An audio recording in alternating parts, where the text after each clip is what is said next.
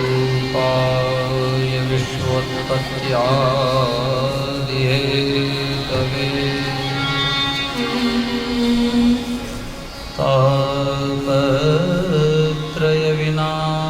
तापत्रयविनाशाय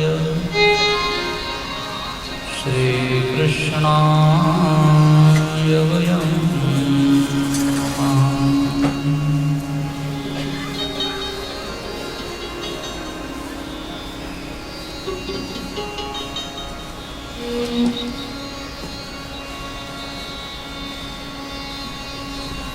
પરમાત્માનું દિવ્ય વાંગમય સ્વરૂપ એટલે શ્રીમદ ભાગવત છે। इको बंद करना भाई, जब बोलना शुरू हो जाए तो इको बंद कर दो, गाना शुरू हो जाए तो इको खोल दो। श्रीमद भागवतना प्रारंभમાં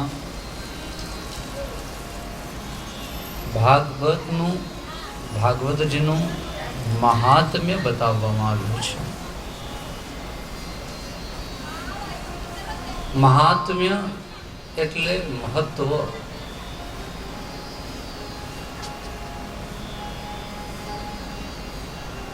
तो बीजी बे कुर्सी उभी राखी, बाद में 2-4 कुर्सी कर देना।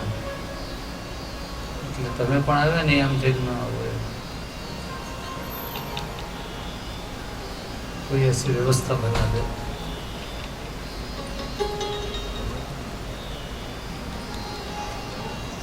चलो हो जाएगा, धीरे धीरे सब सेट हो जाएगा। क्या मुझे में जवानो टाइम है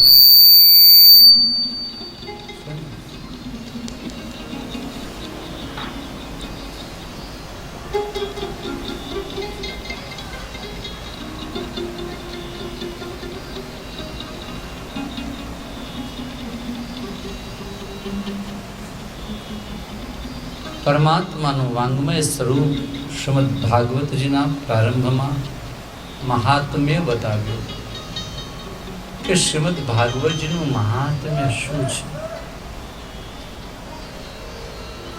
નૈમિષારણ્યમાં બિરાજમાન શ્રી સૂત પુરાણીને વંદન કરી શૌનકાદિ ઋષિઓએ પ્રશ્ન કર્યા કે માયાથી થતો મોહ એ દૂર કેમ થાય? ના, એ કરી લેવાશે, પણ બેસી જવાનું. બસ બસ, એ બરોબર. પણ તમે આ બચે ના હો.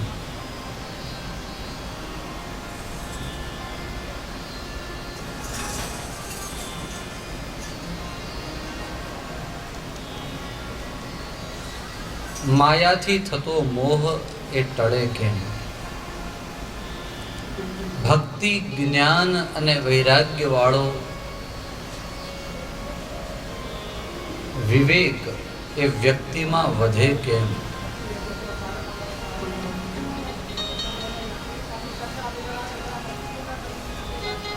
પ્રશ્ન 5-7 ઘણા કર્યા,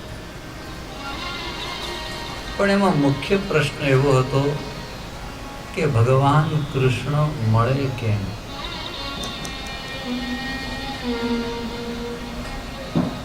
બીજા બધા પ્રશ્નો જીવનમાં સામાન્ય છે. ક્યારે એવો પ્રશ્ન હૃદયમાં જાગે કે મને પ્રભુ મળે, મને પૈસો મળે, મને બંગલો ગાડી મળે, મને સમૃદ્ધિ મળે. આ બધું તો વ્યક્તિ કોઈ પણ વિચાર કરે, પણ હૃદયમાં ક્યારે એવો વિચાર આવે કે મને ભગવાન મળે?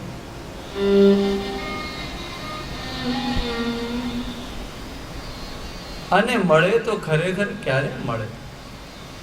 ક્યારે એવો વિચાર આવે કે આ સાચું હશે, અને સાચું હશે તો એ શ્યામ સુંદર ક્યારે મળે? જો 84 વૈષ્ણવો અને 252 વૈષ્ણવો સાથે શ્રીજી બાબા વાતો કરે તો મારી સાથે કેમ ન કરે? આ વિચાર આપણા હૃદયમાં આવે.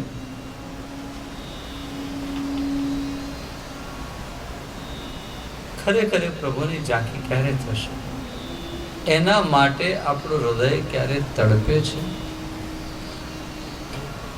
तड़पन नहीं लगती है, सब कुछ तो है लेकिन वो तड़पन नहीं मिलती.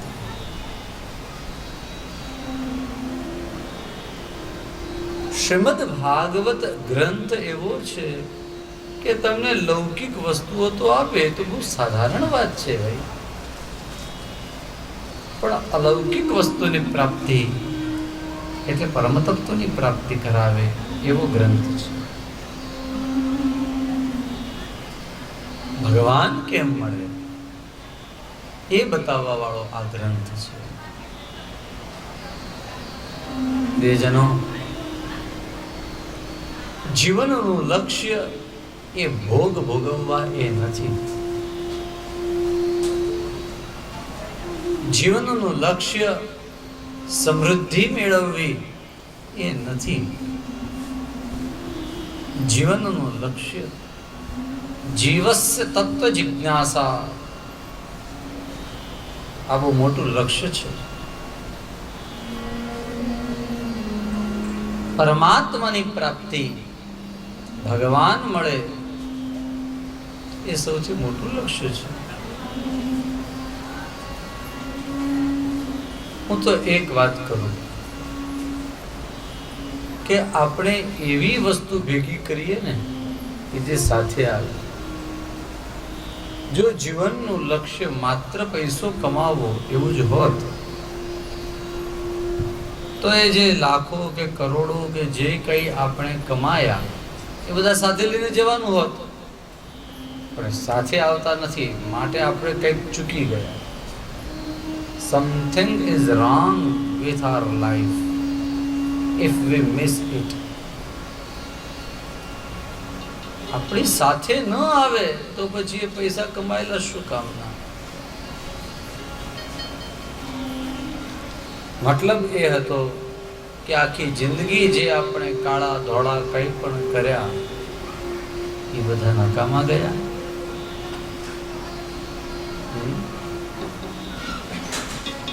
એટલે કહ્યું કે પ્રભુની પ્રાપ્તિ એ જીવનનું લક્ષ્ય છે. ભોગ ભોગવવા એ જ જો લક્ષ્ય હોત તો એ તો કોઈ પણ યોનિની અંદર તમે ભોગ ભોગવો છો. કીડી મકોડાની યોનિ હોય, હા, કીડી મકોડાનું શરીર હોય, કૂતરા બિલાડાનું, સાપનું, વીછીનું, ગાય ભેંસનું હોય, બળદનું હોય, પેલા સુવરનું હોય. કયા લોકો એવા છે જે ભોગ નથી ભોગવતા? બધી રીતે ભોગ ભોગવે છે. ખાવા પીવામાં આ મોજ કરે. આપણે થોડીક શુગર વધારે ખાઈએ તો આપણને ડાયાબિટીસ આવી જાય. કોઈ દિવસ સાંભળ્યું આટલી આટલી શુગર કીડી ખાય પણ એને થાય છે? એની કમર તો પતલી જ હોય, 0 સાઈઝ નહીં જ હોય. કીડીની કમર દેખીએ.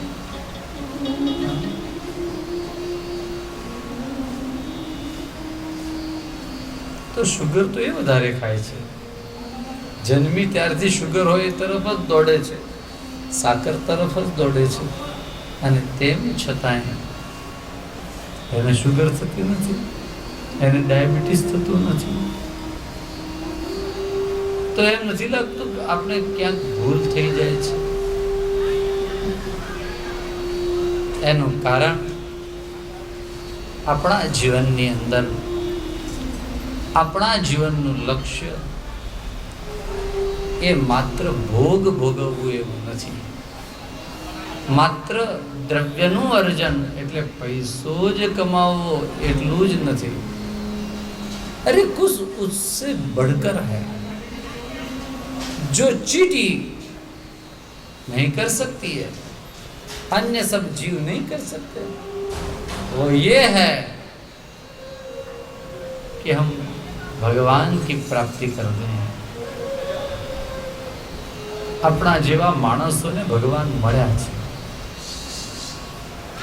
પશુ યોનિની અંદર ભગવાન નથી મળતા એવું નથી, પણ પશુ યોનિની અંદર પ્રભુને મળવાના ચાન્સીસ ઓછા છે. ભગવાન મનુષ્ય યોનિમાં તરત મળે. પશુ યોનિમાં જો પૂર્વકૃત કોઈ પુણ્ય હોય, સુકૃત હોય તો મળે, અન્યથા મળતા નથી.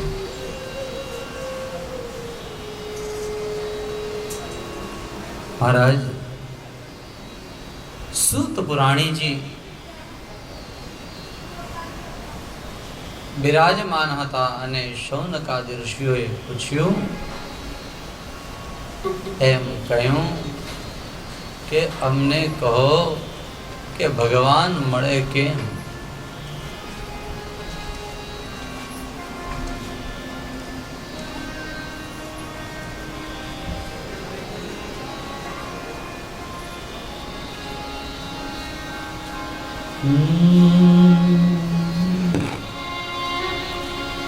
આવો જીવન માલાવો ફરી ફરી નામ દેવો, જીવન માલાવો ફરી કદી ના મળે. આવો જીવન માલાવો ફરી ફરી ના મળે.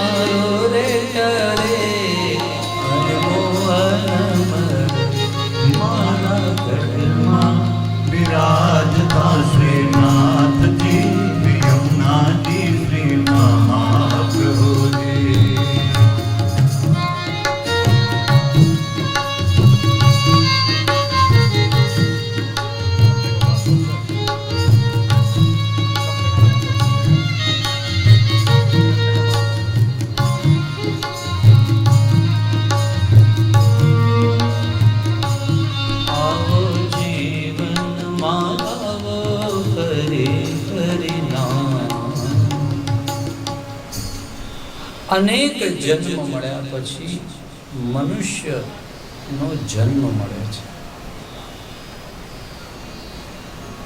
જેમાં વિશેષ રૂપે ભગવાને એક વસ્તુ આપી, એનું નામ ધર્મ.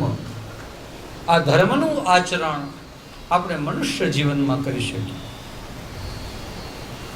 કૂતરાના શરીરની અંદર એને રામ બોલવા જો તો એ ભાવ ભાવ જ બોલે, એ રામ રામ ન બોલી શકે, એ કૃષ્ણ કૃષ્ણ ન બોલી શકે.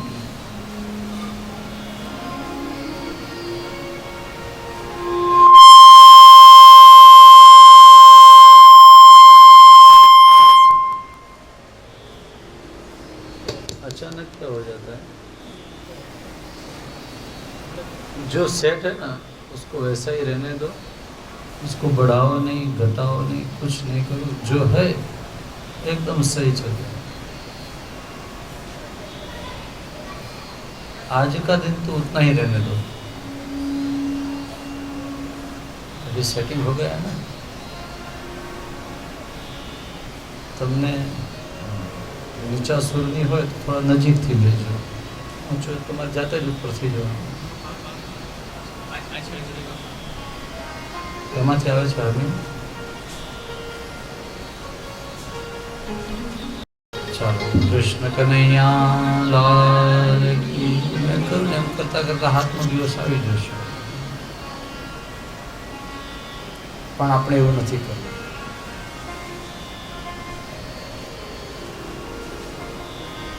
જીવનનું લક્ષ્ય એ પરમાત્મા છે.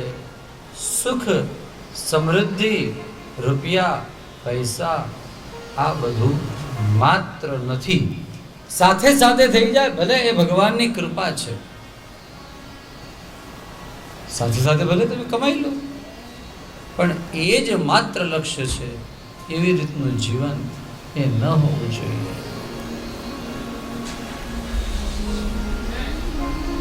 શૌનકાદિ ઋષિઓ એમ કહે કે અમને ભગવાન કેવી રીતે મળે, અને ભગવાનને જો મેળવવાની ઈચ્છા હોય તો એને પ્રાપ્ત કરવા માટેનું એકમાત્ર સાધન એટલે શ્રીમદ ભાગવતજી છે. યાદ રાખો, ભાગવતજી વગર ભગવાન નહીં મળે. ભાગવત એ ભગવાન કેમ પ્રાપ્ત થાય એ શીખવાડે.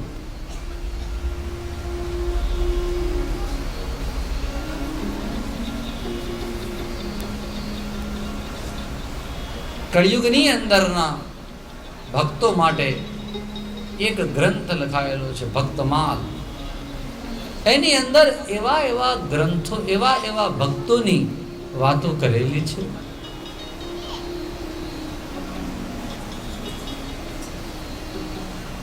એવા એવા ભક્તોની કથા છે. એ બધા જ કળિયુગમાં થયેલા ભક્તો છે. મીરાબાઈ કે સતયુગમાં થયેલા હતા, એ કળિયુગના છે. નરસિંહ મહેતા સતયુગના છે. અરે મીરાબાઈ કળિયુગના છે. નરસિંહ મહેતા કળિયુગના જીવ છે. ભક્ત પીપાજી આ બધા કળિયુગમાં થયેલા જીવો છે. નામદેવ, એકનાથ, તુકારામ, જ્ઞાનેશ્વર અને આ બધા જ ભક્તોને ભગવાન મળ્યા.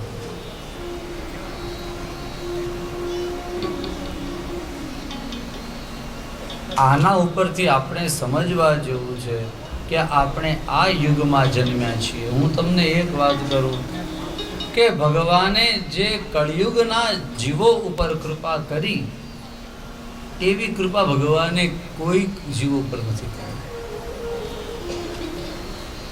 સતયુગની અંદર તો ભગવાને કૃપાની આમ બારીએ ખોલી નથી, સહેજ આમ બારી નથી ખોલી, કોઈ કૃપા જ ન કરી. બધાને સ્ટ્રિક્ટલી હવે તમે ધ્યાન કરો, સમાધિ કરો, યોગ કરો, વર્ષો વર્ષો સુધી, હજારો વર્ષો સુધી ધ્યાન કરો તો તમને ભગવાન મળે. અને અહીંયા તો તરત જ તમે ભગવાનનું નામ લો, તમને ભગવાન મળે. કોઈ વસ્તુ બીજી કાંઈ આગળ પાછળ કાંઈ, ભગવાનનું નામ લે, ભગવાન ગમે તે જગ્યાએ હાલતા ચાલતા ઉડતા બેસતા હરે કૃષ્ણ કૃષ્ણ કૃષ્ણ હરે હરે હરે રામ રામ રામ હરે. તમને જે આવડે શ્રી કૃષ્ણ શરણ મમ શ્રી કૃષ્ણ શરણ બોલતા જ જાઓ ભગવાનનું તમે જે નામ બોલી લીધું ભગવાન તરત મળી જાય. એ ભગવાનની કૃપા છે. આ કળિયુગની અંદર પોસિબલ છે. કળિયુગની અંદર એની મજા છે. તમને કાંઈ ના આવડે તમે જે રામ રામ રામ રામ રામ રામ રામ રામ રામ રામ રામ રામ કરો ભગવાન મળી જાય. કેટલું સરળ. કાંઈ આંખ બંધ કરીને ધ્યાન નહીં કરવાનું, સમાધિ નહીં કરવાની, યોગ નહીં, તપસ્યા નહીં, એ યજ્ઞ નહીં કરવાનો, પૂજા નહીં, પાઠ નહીં, કાંઈ નહીં કરવાનું. રામ રામ રામ રામ રામ રામ રામ. તમને જે આવડે ભગવાનનું નામ બોલો. તમારા એક સંત હતા એમાં હતા હે ગોપાલ ગોપાલ ગોપાલ ગોપાલ ગોપાલ ગોપાલ આમ જ કરી રાખે. હે ગોપાલ હે ગોપાલ હે શ્યામ સુંદર હે ગોપાલ આમ જ બોલે રાખે. કાંઈ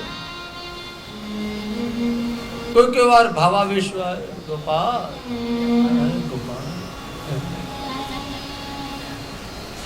એના જીવનના ઘણા ખર્ચા બીજી માથા તમે ચા પીતા પીતા હરે કૃષ્ણ ભગવાનનું નામ બોલે રાખો. જરૂરત નહીં તમારે ચા છોડવાની. ચા છોડ્યા પછી કોઈને ભગવાન મળ્યા હશે કે નહીં મને ખબર નથી, પણ ભગવાનનું નામ લીધા પછી તો 100% ભગવાન મળ્યા છે. એટલે આપણે ભાગશાળી છીએ કે કળિયુગમાં જન્મ્યા. એવા કળિયુગની અંદર ભગવાન મળે. કેવી રીતે? તો બોલે આ ભાગવતથી ભગવાન મળે.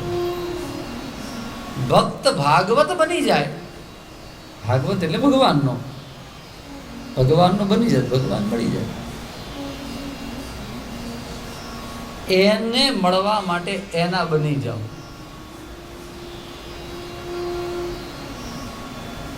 તમારે એને મળવું છે ને, કમસે કમ આજે મેમ્બરશીપમાં નામ તો લખાવી દો.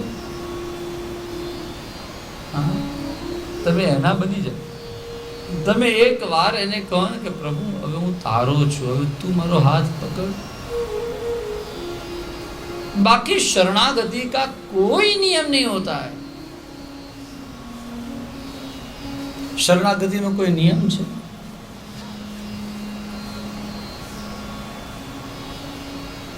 जैसो तैसो शिवल्लभ तुम्हारो.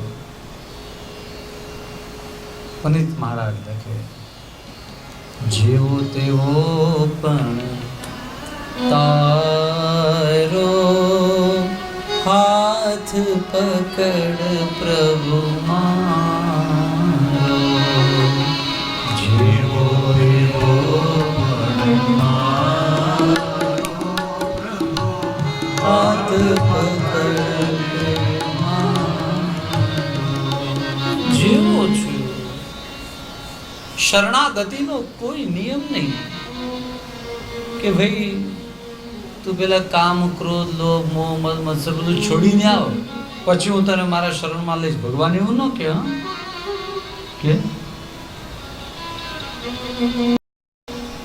એક બાળક એના નાકમાંથી બધું નીકળી રહ્યું છે, અથવા એને કપડું બગાડેલું છે, એ રડે. એની માં એમ કે જા પેલા ચોખ્ખો થઈને આવ. માં કે બેટા તું એકવાર મારી પાસે આવી જા, તું મારી પાસે આવી જા, પછી તારી અંદરની ગંદકી સાફ કેમ કરવી એ મારી જવાબદારી છે. એમ એકવાર ભગવાનના શરણમાં આવી જાઓ, આપણી અંદરનો કચરો એ સાફ કરી નાખશે. જેવો તેવો તારો. આપણે એમ કે કચરો સાફ થાય પછી એના શરણમાં જઈએ, એમ ન થાય. એમ થાય કચરો સાફ નહીં થાય. એની राह नहीं जो भगवान के शरण में आ जाओ. भगवान को बोल दो प्रभु हम तेरे हैं, जैसे भी है हम तुम्हारे हैं. नाथ અને ત્યારે એમ રોજ રોજ કહેતા હશો ત્યારે એકવાર તમે ક્યાંય અટવાયેલા હશો તો ભગવાન ત્યાં દોડીને આવશે. ભગવાન બચાવીને કહેશે, અરે એને નહીં અડો, આ તો મારો છે. પણ આપણે કોઈક વાર કહ્યું છે તો એ કોઈ વાર કહેશે નહીં. અને મારું એવું કેવું છે કે જેને અબોલા લીધા હોય ને એની હારે તો વારંવાર બોલવું. કાનો આપણી સાથે ન બોલે તો કાંઈ નહીં, રોજ એની સાથે બોલ બોલ બોલ બોલ બોલ બોલ બોલ કરે. એને માથું ખવાઈ જશે કે હા હવે તો હું બોલું એની સાથે. ભગવાન આપણી સાથે બોલશે, પણ રોજ એની સાથે વાત કરો. प्रभु साथे रोज बात करो, नित्य बातें करें, हमेशा प्रभु को लाड़ लड़ाएं.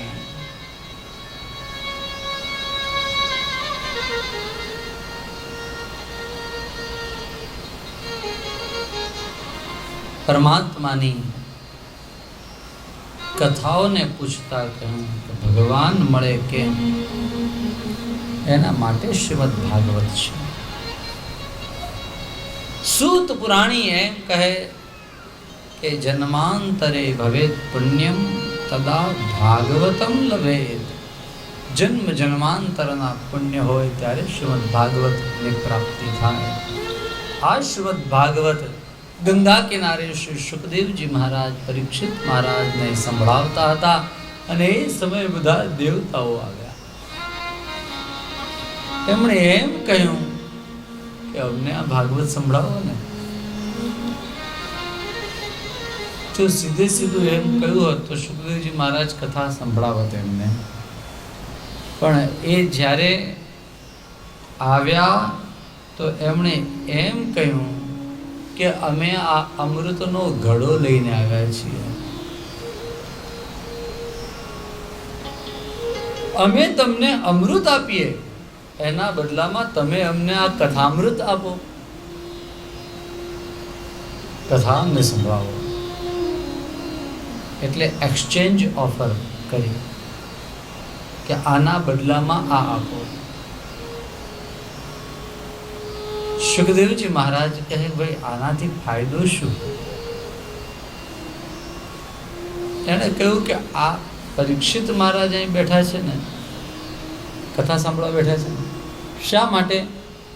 એને પેલો તક્ષક નાગ કરડવાનો છે, મરી જવાના એટલા માટે. બોલે હા, જો આ અમૃત પી લેશે ને તો એને ગમે એટલા તક્ષક નાગ કરડશે, એને કાંઈ નહીં થાય.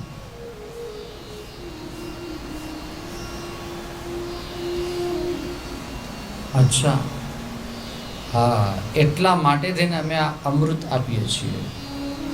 અને ત્યારે દેવતાઓએ જ્યારે આમ કહ્યું ત્યારે સુખદેવજી મહારાજે વિચાર કર્યો કે લાવ જરા પરીક્ષિતની પણ પ્રશ્ન આપણે પરીક્ષા કરું.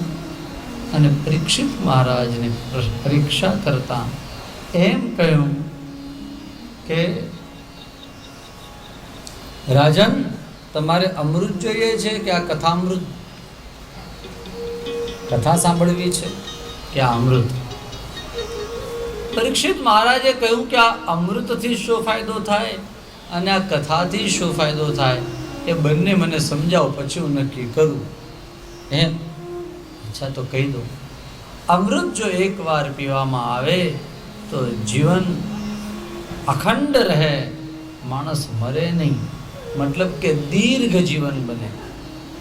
જીવન કેવું બને? દીર્ઘ બને. અચ્છા, અને આ કથાથી શું ફાયદો થાય? બોલે જીવન દીર્ઘ બને કે નહીં એની કોઈ ગેરંટી નહીં, પણ જીવન દિવ્ય બને એની 100% ગેરંટી. જીવન કેવું બને? દિવ્ય બને. હા,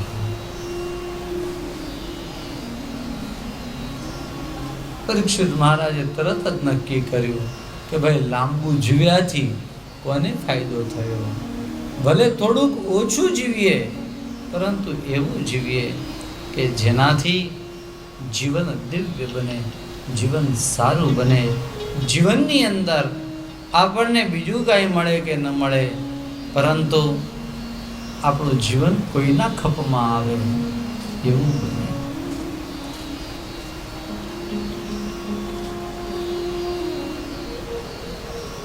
ઘણું બધું જીવ્યા પછી પણ કોઈના ખપમાં ન આવે તો નકામા.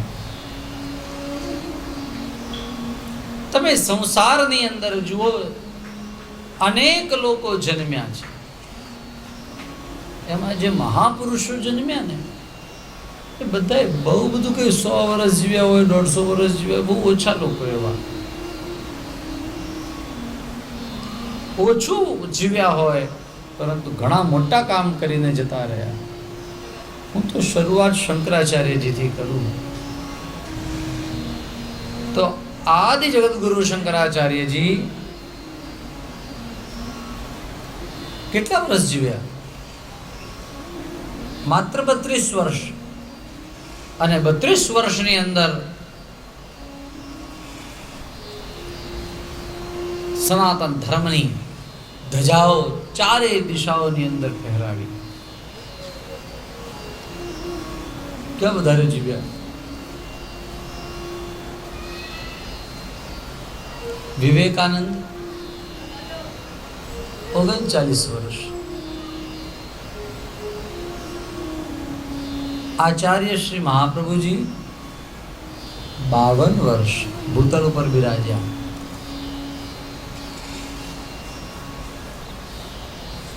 કેટલા કેટલા નામ લો.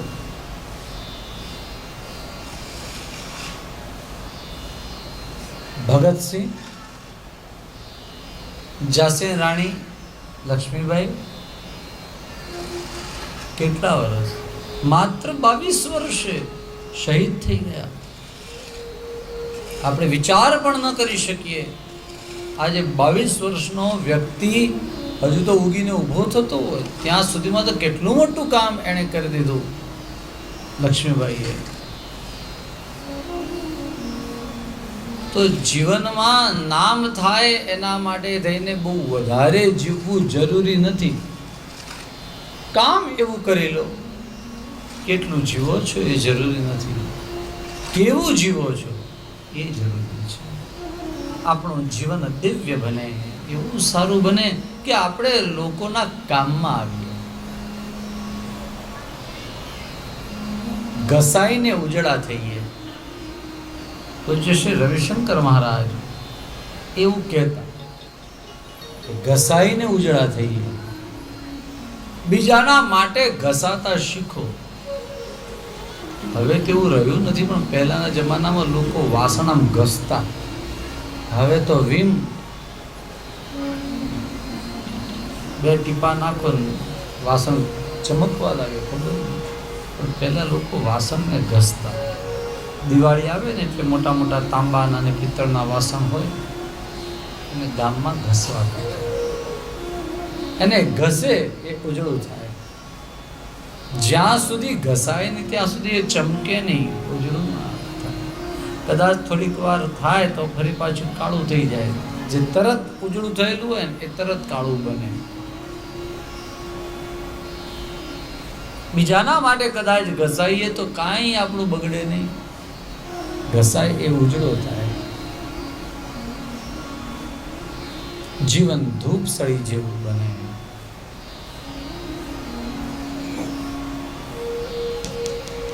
ફૂલડું બનું કે પછી ધૂપ સળી થાઉં,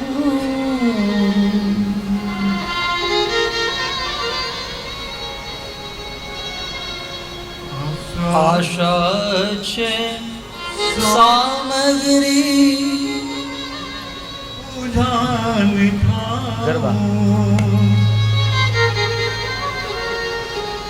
પ્રભુ કાજે બસાવું ગમે, મારું જીવન સુગંધી બને. માન છે મને, મારું જીવન સુગંધી બને.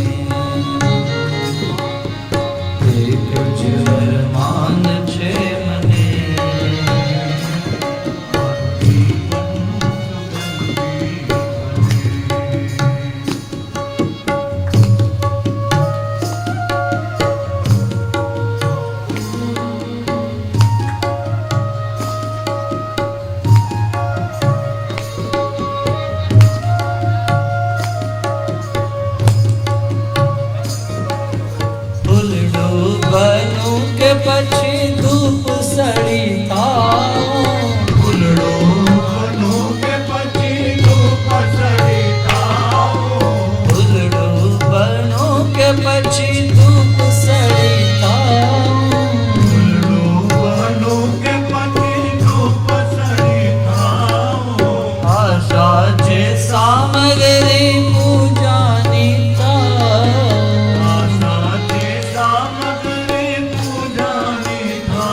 પ્રભુ કાજે ગસાઉ ગમે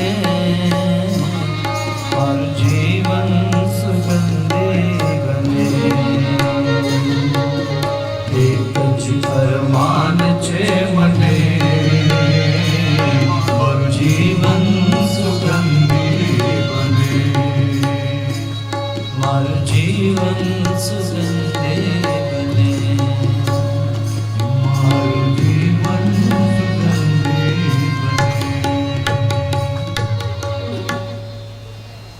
સુગંધ વાળું પુષ્પ હોય ને, સુગંધ વાળા ફૂલ, એનું આયુષ્ય બહુ ઓછું હોય હંમેશા. લાંબુ કયું રહે ખબર છે?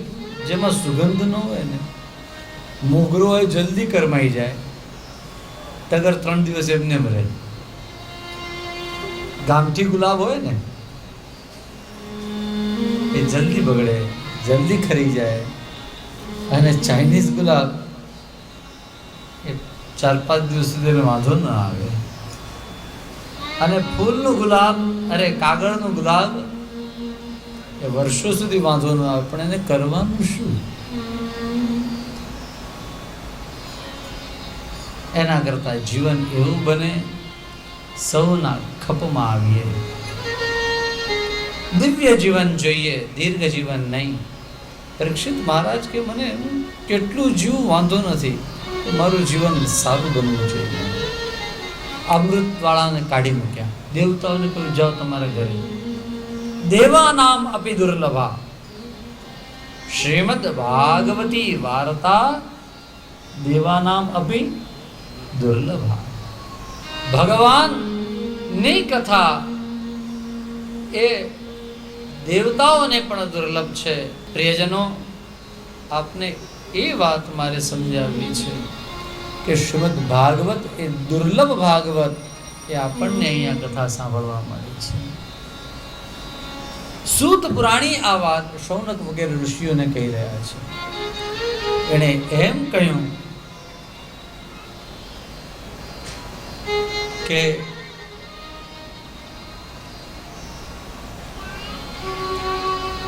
આ શ્રીમદ ભાગવત એ એકવાર નારદજીએ સનત કુમારો પાસે સાંભળ્યું હતું. સનત કુમારો પાસે નારદજી બેઠા, અને નારદજી પાછા બેસે ખરા. લોક વિગ્રહ મુક્તસ્ય નારદસ્ય અસ્થિરસ્ય ચ વિધિ શ્રવે કુતઃ પ્રીતિ.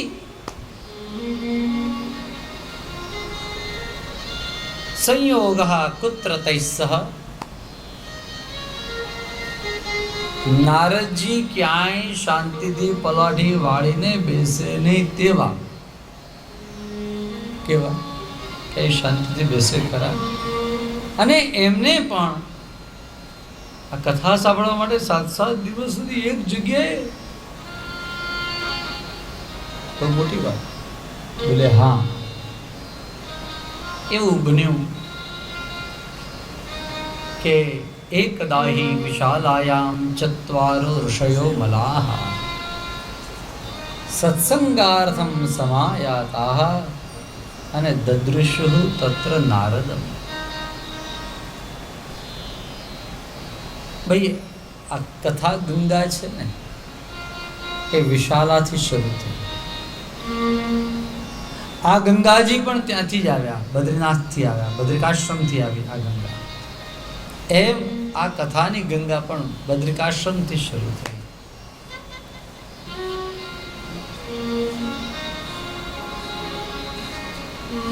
પવન મંદ સુગંધ શીતલ હેમ મંદિર શોભિતમ.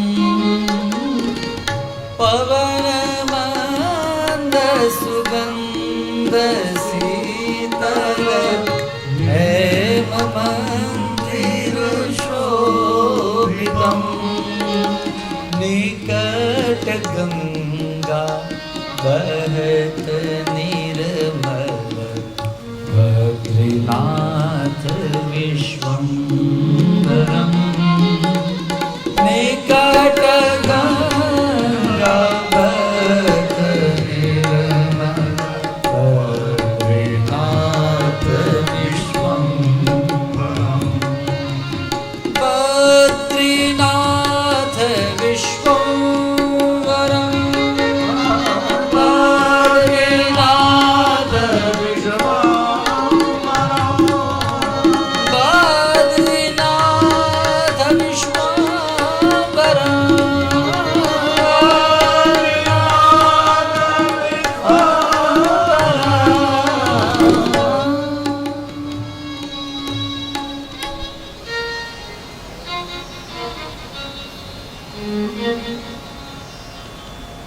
બદ્રીનાથ ભગવાન જ્યાં બિરાજે, પવન મંદ સુગંધ શીતલ એવો સરસ વહી રહ્યો હોય. આ બદ્રિકાશ્રમ છે. ગંધમાદન પર્વત અને નીલ પર્વત આ બંને ઉભા છે. અને એ વિશાલા ક્ષેત્ર જ્યાં વિશાલ રાજાએ તપસ્યા કરી હતી, એ ક્ષેત્રનું નામ વિશાલ ક્ષેત્ર છે. 4 ધામની અંદર છેલ્લું ધામ એની જ્યારે આપણે છેલ્લે દર્શન કરીએ ત્યારે 4 ધામ યાત્રા પૂરી થાય. આ વિશાલ ક્ષેત્ર, ત્યાં વિશાલ રાજાએ તપસ્યા કરી હતી. ખૂબ તપસ્યા કરી અને તપસ્યાને અંતે શરીર આમ જીર્ણ થઈ ગયું, શીર્ણ થઈ ગયું. હવે તો પ્રાણ જવાનો સમય આવી ગયો. અને ત્યારે અંત સમયે ભગવાન આવ્યા અને ભગવાન કહે, રાજા વિશાલ, તમારે જે જોઈએ માગો. અને આ વિશાલ રાજા એમ કહે કે પ્રભુ હવે કોઈ ઈચ્છાઓ નથી રહી, નહીં પણ હવે તમે માગો. તો આટલું બધું મોડું હવે પ્રભુ, થોડાક વહેલા આવ્યા હોત તો કંઈક માગી લે. હા, ભગવાન કે પણ હવે તમે જે જોઈએ માગો. અને ત્યારે વિશાલ રાજાએ કહ્યું, નાથ, બસ હવે તો એટલું જ માગું છું કે આ જગ્યાએ મને દર્શન આપવામાં પ્રભુ આપે જેટલો ટાઈમ લગાડ્યો એટલો ટાઈમ બીજાની માટે નહીં લગાડતા. આજે પણ બદ્રિકાશ્રમમાં જે જાય અને ભગવાનની પાસે જે માગે, ખૂબ ઓછા સમયમાં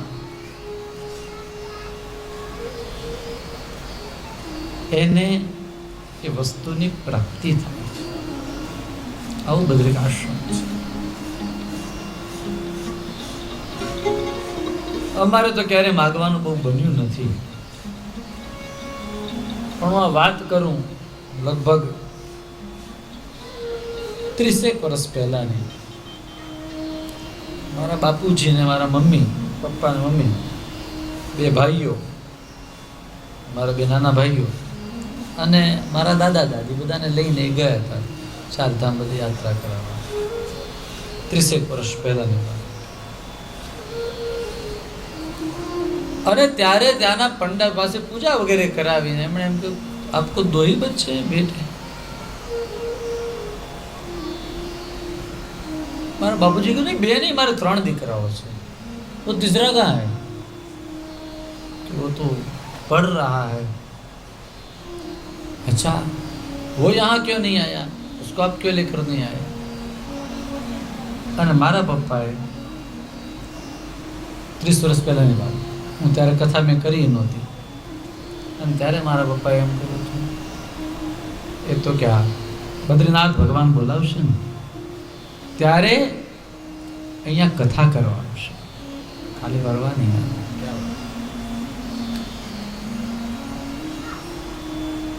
બદ્રીનાથ ભગવાને સાંભળી લીધું. અને જ્યારે મારે પહેલી વાર બદ્રિકાશ્રમ જવાનું થયું ત્યારે હું ત્યાં કથા કરવા ગયો હતો. 4 ધામ યાત્રા બાકી, પણ કથા કરવા માટે મને બદ્રિકાશ્રમમાં ભગવાન બદ્રીનાથે બોલાવ્યો. મેં તો માગેલું જ નહીં, મારા પપ્પાની ઈચ્છા હશે. એણે પેલા પંડાને એમ ખાલી એમને જ કહ્યું, તું તો ભગવાન બોલાવશે ને અહીંયા કથા કરવા આવશે, એમ કે ખાલી એમને અમારી જેમ યાત્રા કરવા નહીં આવે. આ બદ્રિકાશ્રમ વિશાલ રાજાએ માંગેલી ભૂમિ છે કે જ્યાં વ્યક્તિના મંગલ મનોરથ, હા, તમારો મનોરથ મંગલ હોવો જોઈએ. બીજાનું ખરાબ કરવા તમે માગો તો નહીં જ થાય. વિશાલ રાજાએ ભગવાનને આંખમાં આંસુ લાવીને કહ્યું, પ્રભુ, મારા માટે તમે જેટલી વાર લગાડી આટલી લોકોની માટે, બીજા કોઈની માટે વાર ન લગાડતા. અને ભગવાને કહ્યું, જાઓ, કોઈ બાત નહીં. આપણે ત્યાં મહારાષ્ટ્રમાં ગણપતિ બાપ્પા મોરિયા એમ બોલે છે ને, તો ગણપતિ બાપાની સાથે મોરિયા ભગતનું નામ લખાઈ ગયું. મોરિયા એ ભક્તનું નામ છે, નામ લખાઈ ગયું. એમ બદ્રીનાથ ભગવાનનું નામ. પણ બધા લોકો જાય, હાલતા જાય, ચાલતા જાય, અને બધા જ લોકો બદ્રીનાથ જાય એટલે બોલતા જાય, જય બદ્રી વિશાલ, જય બદ્રી વિશાલ. આ વિશાલ રાજાનું નામ બદ્રીનાથની સાથે. અહીંયા મને લાગે લખેલું છે, બદ્રી વિશાલ નાથાય નમઃ. વિશાલ રાજાનું નામ છે. આ બદ્રી વિશાલની દિવ્ય ભૂમિ. અને ત્યાં નારદજી મહારાજ આમ હાંફળા ફાંફળા થઈને દોડી રહ્યા હતા, ભાગી રહ્યા હતા. અને એ ભાગતા હતા ને ત્યારે સનત, સનક, સનાતન અને સનંદન આ 4 ઋષિઓએ એમને જોયા અને એમને કહ્યું, મહારાજ એક મિનિટ ઉભા રહો, ઉભા રહો. ક્યાં જાઓ છો? ત્વરિતમ ગમ્યતે પુત્ર કુતશ્ચાગમનમ તવ ઇદાનીમ શૂન્ય ચિત્તોસી ગતવિત્તો યથા જનઃ. ભાઈ કહાં ભાગ રહે હો, કહાં? અને તમારા મોઢા ઉપર તો કેટલી બધી ચિંતા છે. કેવા લાગો છો તમે કે કોઈ માણસ એના હાથમાં બેગ લઈને જતો હોય, એની અંદર કરોડ, 2 કરોડ, 5 કરોડ, 10 કરોડ કંઈક રૂપિયા હોય, અને આમ જતો હોય, અને કોઈ એને ગઠિયો આમ લૂંટી ભાગી અને જતો રહે, પછી એના મોઢા ઉપર કેવા ભાવ હોય, કેવું નૂર ઉડી ગયું હોય. આવું તમારું મોઢું દેખાય છે. ગતવિત્તો યથા જનઃ. મહારાજ ક્યાં જાઓ છો? શું છે તમારા ચિત્તમાં? શું ચાલી રહ્યું છે? મને કહો ને. કોણે કહ્યું? આ પેલા સનત કુમારો જે 4 હતા એમણે પૂછ્યું. અને ત્યારે નારદજીએ કહ્યું, અહમ તો પૃથ્વીમ યાતો જ્ઞાત્વા સર્વોત્તમામિતિ. હું પૃથ્વી લોક ઉપર ગયો હતો.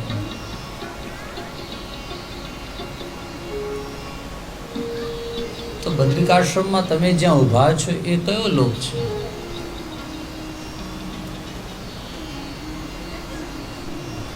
નારદજી એમ કહે કે હું પૃથ્વી ઉપર ગયો હતો સાહેબ. તો જ્યાં તમારું બદ્રિકાશ્રમ છે એ કયો લોક છે? કેદાર છે, ગંગોત્રી છે, યમુનોત્રી છે, આ કયા લોક છે? અરે ભાઈ, ये कोई साधारण पृथ्वी लोक नहीं है. આપણે બીજાની ક્યાં વાત કરીએ? આપણે જ્યાં બેઠા છીએ એ કોઈ સાધારણ લોક નથી. તમે થોડાક આગળ આમ તેમ જાઓ એટલે ત્યાં બધું લખેલું મળશે, સ્વર્ગાશ્રમ. આ જે જગ્યા છે એના આગળ અહીંયા લખેલું હશે મુનિ કી રેતી. આ ઋષિઓ, મુનિઓ, સંતો હજારો વર્ષ સુધી જ્યાં તપસ્યા કરે, આ એ જગ્યા છે. તમે કોઈ માનો કે ન માનો, હું એવું માનું છું. સવારના પણ આવું કથા કરવા માટે પહેલાં અહીંયા દંડવત કર્યા, અને અહીંયા બધાને હું પગે લાગુ છું. અહીંયા ઋષિઓ, મુનિઓ, મને તો વૃક્ષોમાં મુનિઓ દેખાય છે. બીજા દાઢીવાળાને ક્યાં પકડવા? જટાઓવાળાને ક્યાં પકડવા? વૃક્ષો ઋષિઓ જેવા જ દેખાય. પણ એ બધાને હું પ્રણામ કરું. કથા આપ સાંભળવા માટે ધારજો, અને કથાને હું લાયક બનું એવું મને બનાવજો.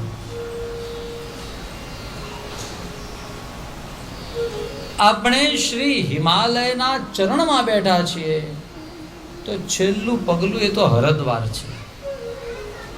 આપણે એનાથી ઉપર છીએ, પૃથ્વીલોકથી થોડાક આગળ છીએ. આ એવી આ દેવભૂમિ છે, યાદ રાખો. હશે આના કરતા કદાચ વધારે બરફ કાશ્મીરમાં પડતો હશે, પણ એ દેવભૂમિ નથી.